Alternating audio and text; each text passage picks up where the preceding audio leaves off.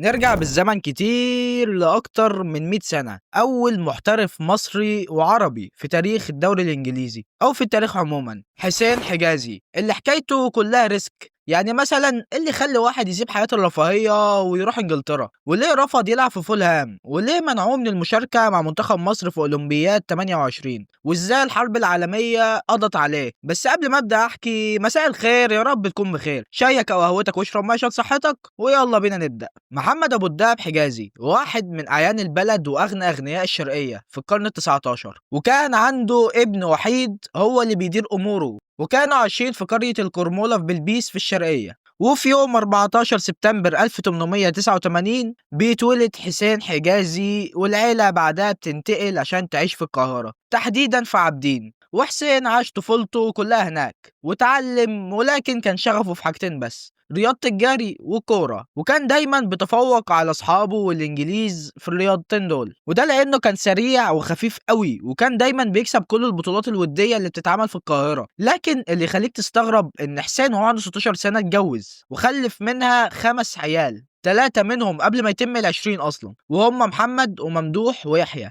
وفي سنة 1911 مامته اللي كانت من أصولها من عائلة ملكية اللي هي شياستي اللي من أصول تركية، قررت تخلي حسين يسافر لندن عشان يكمل دراسته ويدرس هندسة هناك، وده بسبب إنه كان ذكي جدا. وعشان حسين حظه حلو سكن في 55 شارع ديفونشاير جنوب لندن، وكان لازق فيه على طول نادي دولويتش هاملت، وده كان نادي هواه. ومن هنا بيبدأ حسين يلعب في النادي، وفي خلال شهرين بس خلى الدنيا كلها تتكلم عنه في جنوب لندن، وبقى عنده شعبية كبيرة قوي. وده كان اتكلم عنها الكاتب جاك ماكتنروي اللي كتب كتاب حسين حجازي الملك المصري لدولويتش هاملت، ووصفه انه كان ذكي جدا وسريع وحريف وعنده مهارات خلته تختلف عن المهاجمين في الوقت ده، بيجيب اجوال بأي طريقة، وكان وصفه بانه آلة تسجيل اهداف، وكانت اجواله جميلة. واللي اكتر من ده ان تحكمه بالكورة كان عالي جدا، وتوزيعه ليها كان جامد قوي، وكان عامل ثلاثية مع جورج شيباوي وجي اي كلاينلاند. وعشان بعد كده في يوم 11 نوفمبر 1911 نادي فولهام يبعت له دعوة انه يشارك في ماتش معاهم ضد ستوكبورت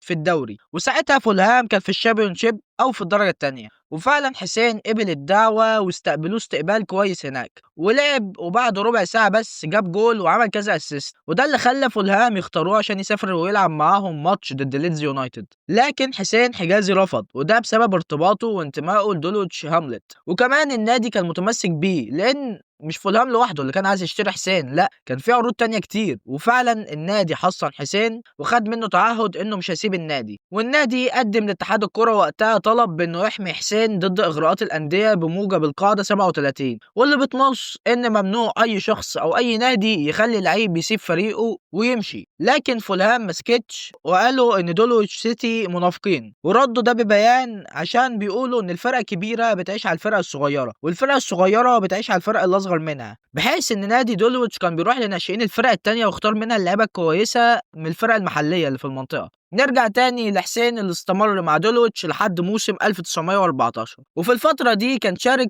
في تشكيلة منتخب مقاطعة لندن ولعب معاهم 5 ماتشات. وعلى فكرة هو اللاعب المصري الوحيد اللي شارك في منتخبات المقاطعة الإنجليزية. وفي الوقت ده حسين رفض يكمل تعليمه في إنجلترا، رغم إن هو كان عنده فرصة إنه يتعلم بشكل مجاني في جامعة كامبريدج، لكن كانت ساعتها الحرب العالمية بدأت، وكمان الوزارة خلت زمايله في الفريق يتجندوا بالإجبار، والحرب برضه كانت طايلة مصر، ومصر ساعتها كانت تحت الحكم العثماني. وقرر حسين انه يرجع مصر تاني، ونجح في ده فعلا، لكن وسط اجواء تتعب الاعصاب. ولكن لما رجع القاهره الاجواء ما كانتش متظبطه في القاهره، فقرر ان هو يرجع تاني بلدهم الام قريه كرمله. ولما رجع خلف طفلتين تحيه وخيريه، وبعد ما الاوضاع استقرت رجع تاني القاهره وخد سكن في شارع جريده السياسه، وبعدها انتقل لشارع حسين حجازي، والاسم ده متسمى حاليا، يعني هو ما كانش اسمه كده ساعتها، ومكانه في وسط البلد، عشان يكمل حسين رحلته مع كورة وانضم لنادي السكة الحديد. بعدها انتقل للأهلي، ولكنه رحل بسبب انه كان طلب من الأهلي انه يضم صديقه جميل عثمان، وحسين ساعتها كان هو اللي بيعتمد عليه في المنتخب مصر، لأن حسين كان لعيب ومدير فني المنتخب في نفس الوقت.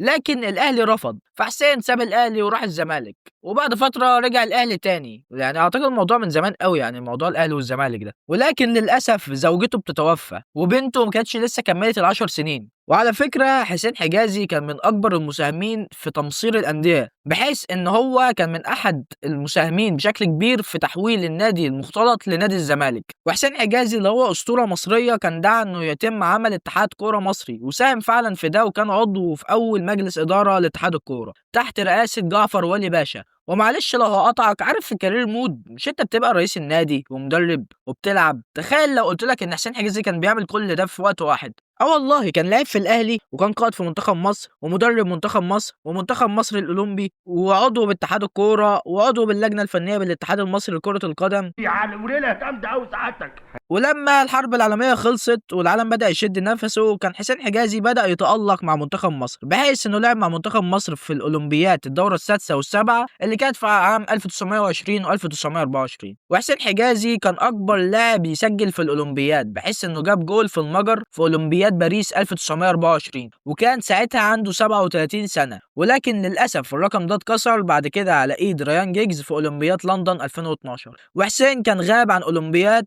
1928 بسبب ايقافه، لان في نهائي كاس السلطانيه الاهلي خسر ضد الترسانه في النهائي، وامر حسين حجازي لعيبته بعدم الصعود للمنصه الملكيه عشان يستلموا ميداليات الوصيف. والسلوك ده اللي محدش تقبله، وقفوه 3 شهور. فحسين حجازي ساعتها قرر يسيب الاهلي وينتقل للزمالك تاني، واعتزل هناك سنه 1932 وهو عنده 43 سنه. لما سالوه بعد اعتزاله انت انتمائك كان للاهلي ولا الزمالك، قال لهم انا هدفي ان انا اطور الكره المصريه، ولا منتمي لده ولا منتمي لده، وانكر انتمائه لاي فريق من الفرقتين. حسين بعد اعتزاله حرص ان هو يجمع مقتنياته من الكورة والميداليات والنياشين والصور، لكن في سنة 1961 بتوفى نجم والأب الروحي للكرة المصرية حسين حجازي. لكن بعد وفاته بكام يوم البيت كله بيتسرق، واللي سرق ده سرق تاريخ كامل مش مجرد ميداليات. يا لهوي يا لهوي. وبكده اكون حكيت لك قصه جاد فازر الكره المصريه حسين حجازي. عندي بقى كام تعقيب على المسيره دي، يعني هي مسيره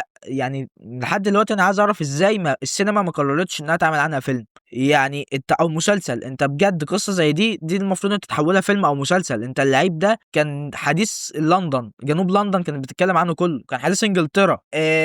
فيها قصه كفاح رهيبه. هو اي نعم مولود في عيله غنيه واستقراطيه، لكنه ساب كل دوت وجازف في انجلترا ولعب كوره. واحد غيره كان قاعد في مصر ولا كان همه كل ده يعني. فاتمنى في المستقبل القريب ان يكون تم عمل يعني فيلم مسلسل تخليدا لحسين حجازي، لانه بجد له تاريخ كبير للكره المصريه، وهو اصلا يعتبر مؤسس الكره المصريه. فبس كده دوره يكون خلص. دلوقتي دورك انت تعمل شير ولايك وسبسكرايب، ولو حابب نتكلم اعمل لي فولو على الانستجرام. وبس كده، يا رب دايما تكونوا بخير، والسلام عليكم.